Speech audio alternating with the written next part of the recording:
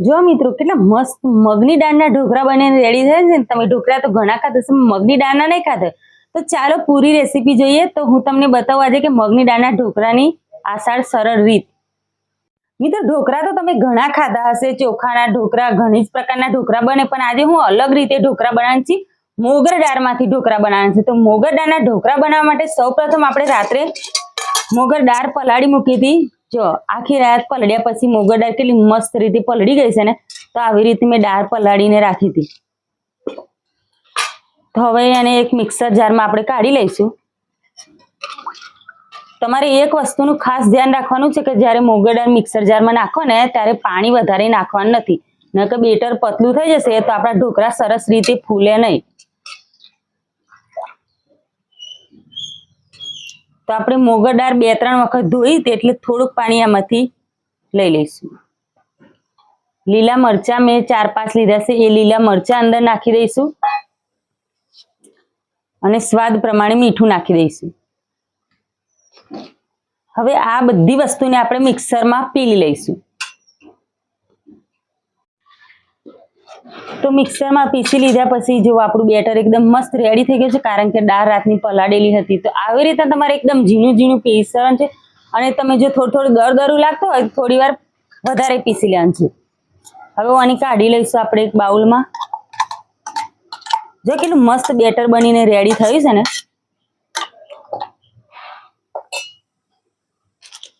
એની અંદર તમારે baking soda નાખવાના છે. તમારી જોડે ઈનો હોય તો પણ ચાલે. બેકિંગ સોડા અને થોડું લીંબુ નીચોવી લઈશું. મીઠું આપણે પહેલેથી જ નાખીને રાખ્યું છે એટલે મીઠું નહીં નાખીએ.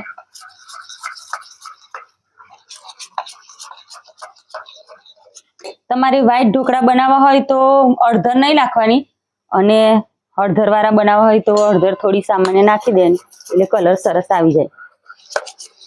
સૂકું મરચું અંદર નહીં નાખવાનું, કારણ કે આપણે લીલા મરચાંનો ઉપયોગ કર્યો છે. સરસ રીતે હલાવી લીધું છે. 2-3 મિનિટ સુધી તમારે સતત આવી રીતના હલાવવાનું છે એટલે બેકિંગ સોડા અને હળદર બરાબર મિક્સ થઈ જાય. તો હવે 5 મિનિટ સુધી એને ઢાંકીને મૂકી રાખશું. જો મિત્રો આપણું બેટર એકદમ મસ્ત મજાનું રેડી થઈ ગયું છે. એકદમ તમારે ખાસ ધ્યાન રાખવાનું, જ્યારે મિક્સરમાં જ્યારે પીસો છો ને ત્યારે વધારે પાણી નથી નાખવાનું, ના બહુ પતલું કે ના બહુ જાડું. જો આવી રીતના તમારે બેટર રાખવાનું છે. હવે આને આપણે સાઈડમાં રાખી લઈશું. હવે ઢોકળાની ડીશ પર આવી રીતના તેલ લગાવી લઈશું, જેથી કરીને ઢોકળા નીચે ચોંટી ના જાય.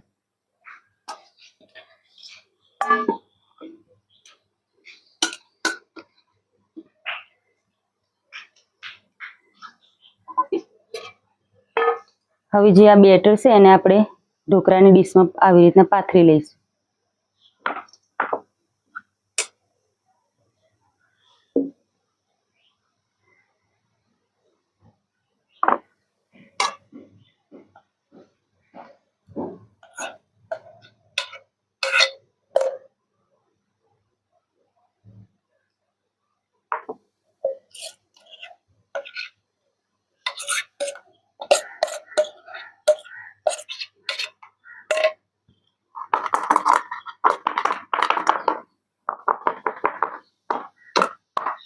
મસ્ત મજાનું આપણું બેટર હવે પાથરાઈ ગયું છે.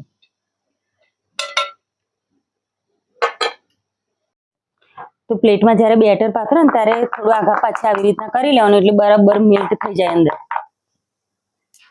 સૂકું લાલ મરચું નાખી દઈશું ઉપર આવી રીતના.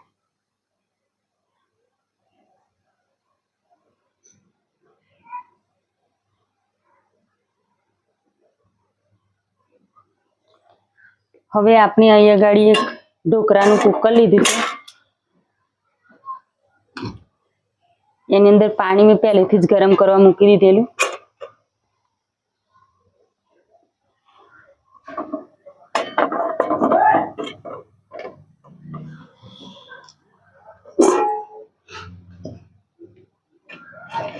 હવે આપણે 15 મિનિટ સુધી થવા દઈશું. તો આપણા ઢોકળા રેડી થાય ત્યાં સુધી આપણે ઢોકળાના વઘાર માટે લીલા ધાણા, લીલા મરચાં બધું ઝીણું ઝીણું કટ કરી અને સમારી લઈશું. ઢોકળા બને ત્યાં સુધી આપણે વઘારની વસ્તુ રેડી કરી લઈએ.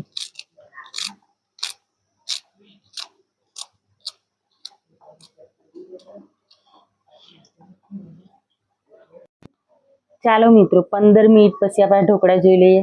તો તમે જુઓ એકદમ મસ્ત ફૂલીને રેડી થઈ ગયા છે. તમારે આવી છરી હોય તો છરીની મદદથી આવી રીતે ચેક કરવાનું. છરી એકદમ ક્લીન નીકળે એટલે આપણા ઢોકળા થઈ ગયા છે. તો હવે આપણે આને કાઢી લઈશું. ચાલો મિત્રો આપણા ઢોકળા કમ્પ્લીટ રેડી છે. તો હવે એને પહેલા કટ કરી લઈએ આવી રીતના.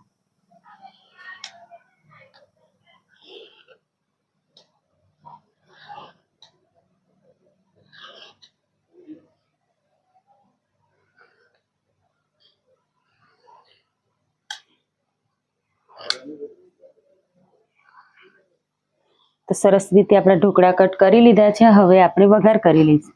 ચાલો મિત્રો હવે આપણે ઢોકળા કમ્પ્લીટ થઈ ગયા છે. એનો વઘાર કરી લઈએ. એના માટે તમે લીધા છે તલ, રાઈ, લીલા મરચા, લીલા ધાણા અને જીરું. હવે આપણે એનો વઘાર કરી લઈએ.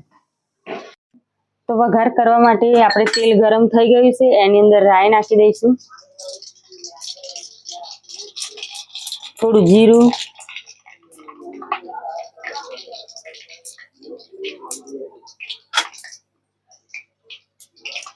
રાઈને બરાબર ફૂટી જવા દેવાની જેથી કરીને કાચી કાચી ના લાગે. હવે આપણે નાખી દઈશું એની અંદર તલ. તલ પણ સરસ એવા ફૂટવા લાગે છે. લીલા મરચા નાખી દઈશું.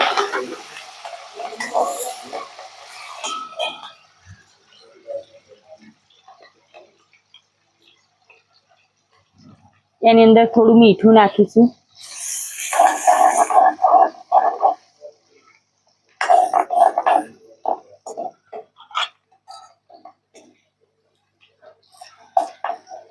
પાંચ સેકન્ડ પછી મસ્ત મજાના શેકાઈને તૈયાર થશે. હવે આપણે નાખી દઈશું લીલા ધાણા.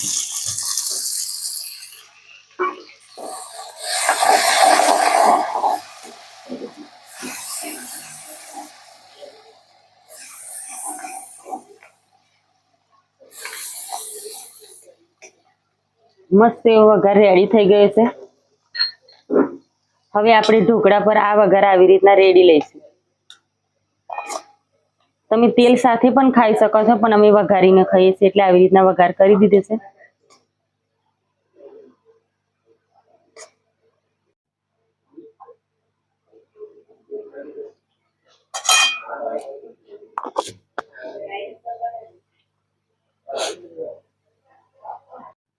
તો ચાલો મિત્રો મસ્ત મજાના ઢોકળા બનીને રેડી છે. જુઓ કેટલા મસ્ત, જેટલા જોવામાં મસ્ત લાગે ને એટલા ખાવામાં પણ જોરદાર લાગે. તો આવી રીતના ઢોકળા પર તમે પણ ઘરે બનાવજો.